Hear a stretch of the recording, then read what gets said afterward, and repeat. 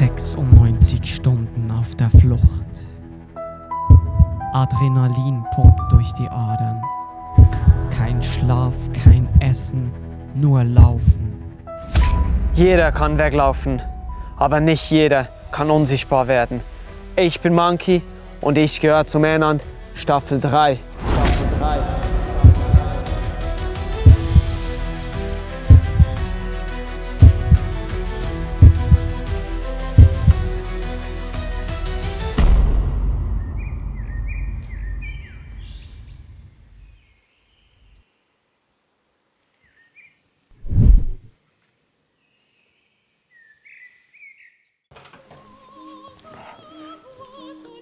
Hallo, liebes Manhunt-Team, hallo liebe Mitbewerber und hallo Taskforce. Ich bewerbe mich hiermit als Spieler für Manhunt Staffel 3 und ich bin aus der Schweiz, aber ich glaube, das hört man nicht so gut. Und ich kann eigentlich gut noch so vor der Kamera. Und ich bin auch sportlich.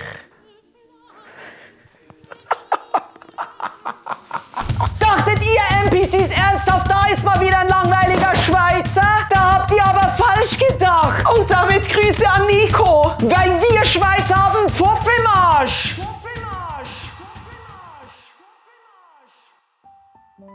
Hä? Freunde, ich möchte noch was klarstellen. Das ist kein Clickbait. Ich streame oft und Bailey ist immer mit im Stream. Wir haben sogar eingeführt einen eigenen Emote für Bailey. Bailey Check nennt sich das. Da gucke ich mit der Community zusammen, ob Bailey natürlich mit im Stream ist oder nicht. Bailey Check, Bailey Check, Bailey Check.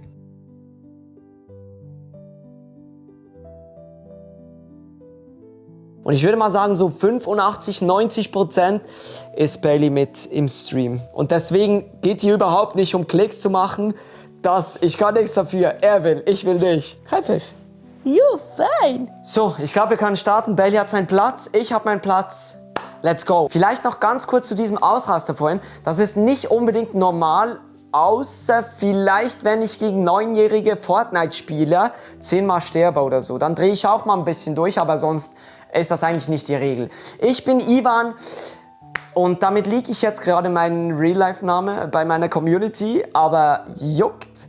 Die kennen mich eigentlich nur unter dem Namen Monkey. Ich mache seit ungefähr 2,5 Jahren Content. Das ist eine große Leidenschaft für mich und ich mache nicht nur Content, ich stream auch 4–5 Mal wöchentlich oder sagen wir 3 bis 5 Mal wöchentlich, weil sonst werde ich von meiner Community wieder klein gemacht. Und damit gutes Stichwort, ich bin klein. Ich bin nur 1,66 groß, aber das ist ein Riesenvorteil. Zumindest habe ich das in den letzten 20 Jahren immer wieder gehört. Ich habe über 20 Jahre Unihockey gespielt. Davon waren ungefähr 4 Jahre auf höchstem Niveau hier in der Schweiz. Ich bin aus der Schweiz. Ich habe auf dem höchsten Niveau gespielt und da konnte ich nicht nur sportlich, also körperlich, sondern auch vor allem mental extrem viel dazulernen. Wir hatten 6-mal die Woche Training. Ich hatte Matches am Wochenende in der ganzen Schweiz eigentlich. Hier noch ein kleiner Ausschnitt, der gut zeigt, dass ich auch gegen 6 Hunter alleine klarkomme. Wie vorhin gesagt, ich streame so 3 bis 5 Mal die Woche. Meistens im Moment streame ich Fortnite. Für Fortnite! Aber natürlich nicht nur, ich mache auch IRL-Streams. Wie zum Beispiel die Fahrradtour, die wir letztes Jahr gemacht haben. Da waren wir 4 Tage draußen ohne Zelt, nur ein Schlafsack mit dem Fahrrad. Oder dann mache ich natürlich auch IRL-Streams wie die 50.000 Schritte-Challenge, die ich letzte Woche gemacht habe für Manhunt-Vorbereitung. Wir haben es gleich geschafft. Hier ist die Brücke, das ist unser Ziel und wir checken ab. Holy shit, Digga, wir haben's! Unihockey war für mich nicht nur ein Sport, ich habe da viele Freunde kennengelernt, aber vor allem war es ein riesen krasses Training, körperlich wie auch geistig. Was ich in dieser Zeit dazugelernt habe, möchte ich nicht missen. Das ist wirklich krass. Aber etwas konnte ich nie und das war auf der Ersatzbank sitzen. Obwohl das zwischendurch auch mal vorkam, man muss forcieren, die besten Spieler spielen in den letzten 10 Minuten noch komplett durch. Für mich war das immer der Horror, der blanke Horror. Ich mochte das nicht. Ich mochte das nicht, einfach da sitzen, zuschauen, wie mein Team kämpft, aber ich kann nichts dazu beitragen. Und jetzt möchte ich zu Männern kommen. Als ich Staffel 1 und Staffel 2 gesehen habe, kam genau das Gefühl in mir wieder hoch. Ich würde nicht sagen, dass ich es besser gemacht hätte, aber ich weiß auch nicht. Ich hatte das Gefühl, wieder auf der Ersatzbank sitzen und nichts machen zu können. Und ab diesem Zeitpunkt hat es bei mir begonnen zu brennen. Zu brennen mit ich will zu Männern. Ich muss zu Männern. Ich will bei Männern Staffel 3 ein Teil davon sein und zeigen, wie man am besten abhaut. Einfach durchbeißen, einmal auf die Zähne beißen, einmal aus der Komfortzone rauskommen, sich von einer anderen Seite zeigen und nicht immer dieses gemütliche, ich habe jederzeit was zu essen, ich habe jederzeit die Möglichkeit, in mein Bett zu liegen und zu schlafen. Und genau deshalb brenne ich für Männern und möchte gerne bei Männern dabei sein. Es sind die Momente, die es ausmachen, wenn das Adrenalin kickt und einfach nur noch Kampfgeist zählt, weil ich weiß, die größte Herausforderung ist nicht unbedingt das Essen oder das Trinken. Ich denke, die größte Herausforderung ist, wenig zu schlafen, wenig zu essen und die ganze Zeit gejagt werden. Und die 3 Sachen zusammen machen das Ganze spannend. Sorry, darf ich dich kurz was fragen? Ja. Was hast du das Gefühl, wer kann sich besser verstecken, Kinder oder Erwachsene? Kinder können es besser zeigen, dass sie sich verstecken. Das ist aber eine sehr persönliche Frage. Ja, also ich meine jetzt nicht auf Sie bezogen. Kinder sind kleiner und haben Unterschlupf sofort. Das ist eine gute Frage. Manchmal beide. Kinder? Ja.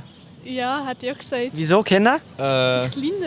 Sind kleiner? Ja. Ja. Also klein ist schon mal gut. Wahrscheinlich Kinder. Kinder? Ja. Wer ist besser im Verstecken spielen? Erwachsene oder Kinder? Ja, Kinder ist doch klar. Definitiv Kinder. Kinder, wieso? Weil, ich weiß nicht, Kinder machen das die ganze Zeit und Erwachsene halt nicht mehr so. Weißt du, wie ich meine? Es ist immer eine Frage der Perspektive. Was siehst du jetzt? I try to ask on English. 背が低い男の人だと思います。 Kleiner Kerl, also Kinder. Okay, yes, thank you so much. Kinder. Kinder? Kinder, wieso? Ich habe selbst mit Kindern gearbeitet und habe viel Verstecken gespielt und die haben immer die besten Verstecke. Ihr fragt euch vielleicht, wieso ich diese Umfrage auf der Straße gemacht habe. Es ist eine berechtigte Frage.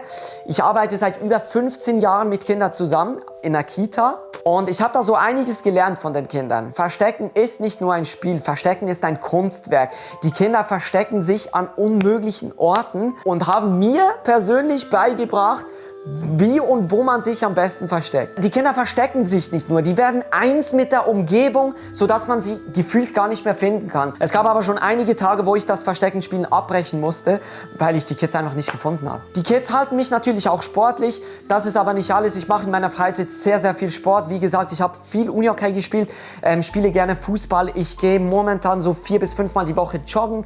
Ich habe hier oben ein eigenes Gym. Auf sportlicher Basis würde ich sagen, bin ich nicht ganz bei Nico, aber nahe an Nico. Dann würde ich sagen, es gibt noch einen weiteren Pluspunkt, der für mich spricht.